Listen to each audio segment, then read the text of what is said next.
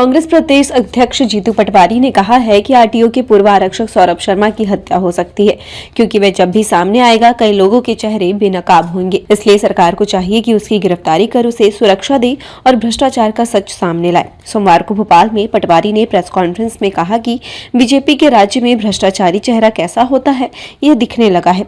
जनता को साफ हो गया है कि यह करप्शन, क्राइम, कर्ज और कमीशन की सरकार है। उन्होंने कहा कि सौरभ शर्मा की हत्या हो सकती है। यह बात मैं पहले भी कह चुका हूं, जब सौरभ के भ्रष्टाचार का खुलासा हुआ था। अब फिर इस आशंका को दोहरा रहा हूं। जीतू पटवारी ने कहा कि यह लूट के पैसों की लड़ाई है। जिन लोगों को जिम्मेदारी सौंपी गई वे सभी लूटपाट कर रहे हैं और 1 से 1.5 करोड़ तक की अवैध कमाई कर रहे हैं। जीतू पटवारी ने उज्जैन में भगवान महाकाल के दर्शन के लिए वसूले जा रहे पैसों का जिक्र करते हुए कहा कि बीजेपी के शासन में भगवान के दर्शन के लिए भी पैसे वसूले जा रहे हैं। ये ऐसे भोलेनाथ के भक्त हैं। ये भाजपा की सरकार है। यह आरएसएस से जुड़े लोगों का नैतिक दायित्व है जो ऐसा करा रहा है। बीजेपी पर घोटाले और भ्रष्टाचार का आरोप लगाते हुए पटवारी ने कहा कि कांग्रेस लगातार इनके खिलाफ प्रदर्शन कर रही है। उन्होंने कहा कि हाल ही में विधानसभा सत्र के दौरान कांग्रेस ने सच्चे विपक्ष की भूमिका निभाई है। 3100 का आपने बोला था, 2700 का बोला था। आप जिस तरीके से धान में धोखा दे रहे हैं, एक तरह से गला घोट रहे हैं किसानों का।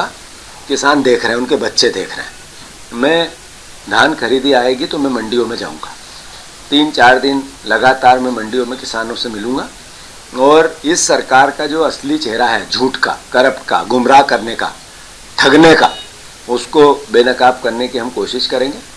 और हमारी, जैसे हमने कहा कि लगातार चल रहा है, एक अभी हमने प्रदर्शन किया था कि ये सरकार वादा निभाए, वचन पत्र का पालन करे। भोपाल में विधानसभा का घेराव किया हमारे विधायक सारों ने मिलकर। ये सदन तो चलता नहीं है, पर जितना चला उसमें भी अपनी भूमिका निभाई और पॉजिटिविटी से हमने जनता का एक अच्छा विपक्ष, सच्चा विपक्ष, ईमानदार विपक्ष कैसा होता है वो अपना काम करने की कोशिश की। पर ये भ्रष्ट और करप्ट मानसिकता के लोग सरकार में बैठे हैं। इनकी रीढ़ की हड्डी एक तरह से बची नहीं है, इनको शर्म नहीं आती, मर्यादा नहीं बची। तो दूसरा बड़ा आयोजन जो दलितों पे अत्याचार हो रहा है, जैसे कल एक बेटे की हत्या कर दी इन लोगों ने। एनसीआरबी के आंकड़े ये कहते हैं कि दलितों, आदिवासी बहनें लगभग पिछले 3-4 साल में 5 लाख बहनें गायब हुई है। 5 लाख बहनें।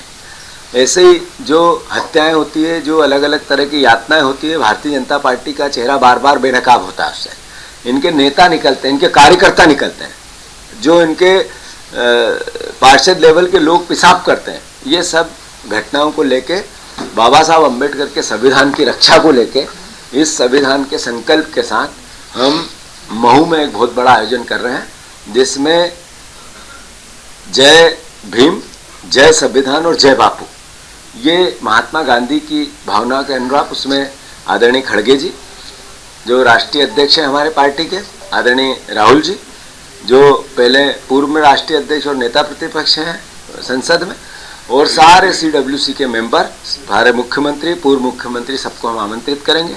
एक ही बात, दलित परिवार, ST SC अनुसूचित जाति के साथ जो अत्याचार हो रहा है उसके खिलाफ लड़ाई का आगाज है, और साथ ही साथ बाबा साहब अम्बेडकर के संविधान की रक्षा है, सुरक्षा है। ये संकल्प हम लेंगे और मैं मानता हूँ जातिगत जनगणना जो कांग्रेस पार्टी की मूल धारणा है, उस पर भी हम पूरी ताकत से मध्य प्रदेश में जन जन को जोड़ने की कोशिश करेंगे। धन्यवाद। ताजा तरीन खबरों के लिए आप हमारे YouTube चैनल अनमोल संदेश को सब्सक्राइब करें एवं शेयर करें।